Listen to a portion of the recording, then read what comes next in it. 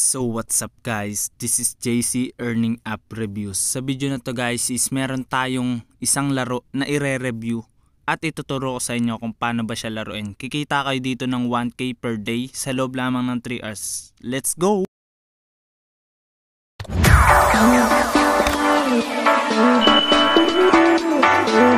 So punta na nga tayo sa Play Store guys, no?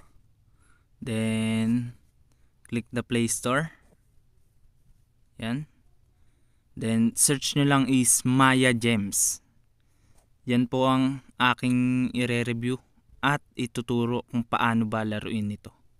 Yan. I-install nyo lang siya guys, and after that click nyo na guys yung dinownload nyo na Maya Gems. So click nyo lang yan guys, then waiting sa loading. Yan. Wait lang natin yan guys hanggang sa matapos yung paglo-loading niya. Yan, wait nyo lang. Then pag nag 100 yan, unang-una guys is makikita nyo yung tutorial, no? Yan, tuturuan naman kayo nyan guys kung paano laruin. Yan, napaka-basic niya lang laruin guys, no? At kikita ka na ng pera. Yan, ganyan lang siya laruin guys, napaka-basic. Click the claim lang, no?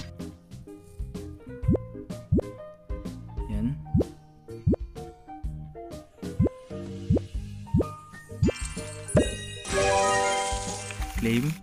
Yan. Then grabe magbigay ng pera guys, no? Tuloy-tuloy. Combo 20 na tayo guys. Wow. So i-demo ko rin sa inyo kung paano gamitin yan. Yung hammer na yan is mababasag, kumbaga pwede nyong basagin, no, yung isang gems. Tapos sa magic naman guys is magpapalit, no. Kung napansin nyo guys, yung color blue naging kulay green para magsama-sama yung mga kulay green, no.